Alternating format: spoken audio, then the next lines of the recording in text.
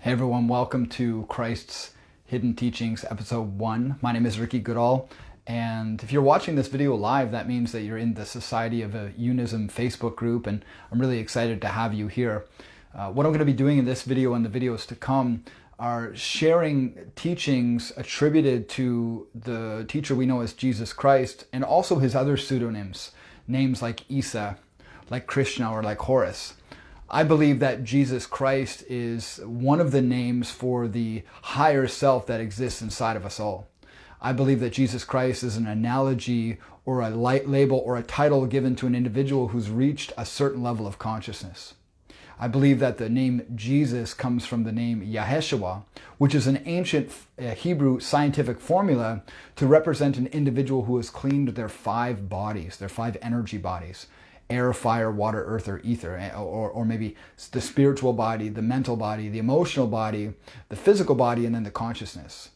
If you want to learn more about my theories about who Jesus Christ was and who that I believe that we are, you can find a link in the description of this video for my book, The Rise of the Authentic Self.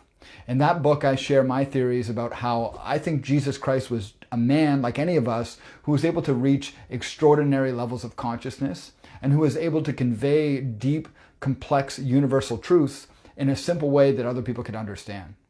So I want to share a passage today from the book, The Unknown Life of Jesus Christ. This book was written by a man named Nicholas Notovitch, who was exploring India and Tibet in the 1800s. And while on an expedition, he fell off his horse and broke his leg and was taken in by some Lamas in a monastery so that he could heal his leg. And while there, they shared some scrolls with him about a man named Issa, who they said he would recognize as Jesus Christ.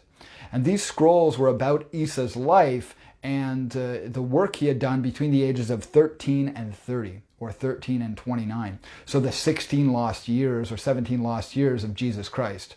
And so what these stories tell us is that this man, Jesus Christ, went to India and Tibet and studied with Buddhas and studied with Lamas. And these ancient Lamas called him the greatest Dalai Lama who ever lived. They believed that he was another spiritual teacher. And there are lots of different details you can learn about it. Again, this book is called The Unknown Life of Jesus Christ. It's one of my favorites.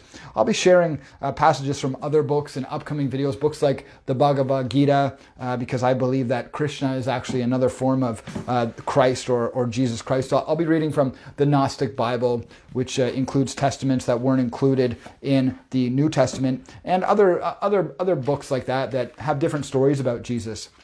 But in this particular book, I want to share a passage that I think is particularly powerful, especially in our times.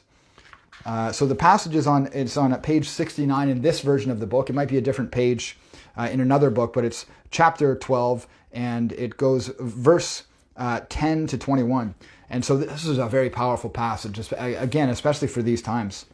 And so it goes like this, quote, "Listen to these words, respect woman, for she is the mother of the universe, and the truth of divine creation lies within her. She is the foundation of all that is good and beautiful, as also the germ of life and death.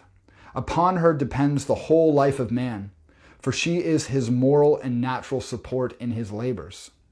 She gives birth to you amid suffering.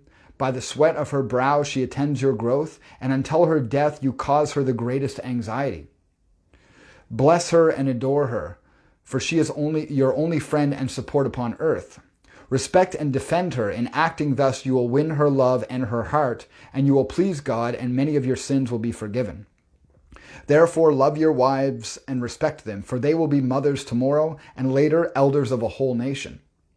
Be submissive to your wife. Her love ennobles a man, softens his hardened heart, tames the beast, and makes a lamb of it. Wife and mother are inestimable treasures bestowed of God. They are the most beautiful ornaments of the universe, and of them will be born all who shall inhabit the earth. Just as the God of armies formerly separated the light from darkness and the land from the waters, so women possess the divine talent to separate the good from evil intentions in man. Therefore I say unto you, after God, your best thoughts should belong unto women and to your wives. She is the divine temple where you will obtain easy, perfect happiness. Draw from this temple your moral force. There you will forget your troubles and your failures. There you will recover your wasted forces which are necessary in helping your neighbors. Do not expose her to humiliations, for thereby you humiliate yourself and lose the sentiment of love, without which nothing exists here below. Protect your wife that she may protect you and all your family. All that you will do for your mother, your wife, your widow, or another woman in distress, you shall have done for your God. So I want to kind of share my thoughts behind this passage and what I believe the hidden meanings are behind it. This man, Jesus Christ, was believed to be Jewish originally and then studied some of these other systems. And so I've studied some of these ancient systems, the roots of Judaism, the roots of Jewish mysticism and Christian mysticism. And one of the systems that they practice, or two of the systems rather, were alchemy and Kabbalah. These ancient systems, alchemy is the Egyptian system and Kabbalah is primarily the Hebrew system. And in these systems, they have a different idea of God and what God really means. In these systems, they believe that God is a trinity. God is the everything, but God is also the masculine and feminine energy coming together. So they believe that the energies in the universe are above and below, the father and the mother, the masculine and the feminine energy. There's an ancient Egyptian passage that says that nature, having seen the human soul as a reflection of God, wrapped herself around us and gave us a body to navigate around this earth. So in other words, we as human beings are manifestations of both the above, the father, and the below, the mother. In these ancient systems, they believe that the light or the unmanifested world is the father or the masculine, and the darkness or the manifested world or the physical matter that we can see and touch and taste and smell and hear is the feminine. So in other words, our bodies and our personalities and our characters and the world that we exist in is all manifestations of the feminine. And the consciousness or the ability to know that I am who I am is the masculine. So I believe that this passage is telling us that we have to respect women and the feminine in our world, because by doing that, we're respecting an aspect of God. And although the masculine aspect of God created the universe itself is the feminine aspect of God. And so they're both equally as important.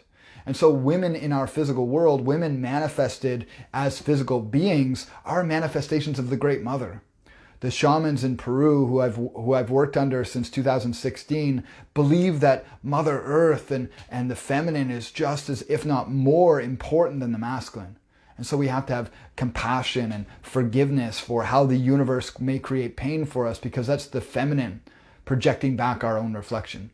So I know that these are deep spiritual concepts, but that's who this video is for. So if you're somebody who wants to learn more about these ancient teachings, these teachings of this person that we refer to as Jesus Christ, you can learn more about my theories in the link in the description below. I wrote a book called The Rise of the Authentic Self, and in that book I explain how I believe that we are all the authentic self, and that this person we call Christ or Krishna or Horus are also manifestations of that authentic self. And that deep inside, this is who we all are. That we are all the higher self. We are all Christ. We are all Buddha. We are all Krishna. We are all Horus. We are all Yeshua. And so these videos are my way of expressing this passion. So I appreciate you watching. If you've enjoyed this video, please let me know in the comment section below. If you're watching this video on YouTube, you can find the Society of Unism Facebook group in the description of this video. And if you've enjoyed the content, please let me know in the description what you think of this passage, what you think of these concepts, and if you have anything you'd like to contribute. Thanks for watching, everyone, and take care.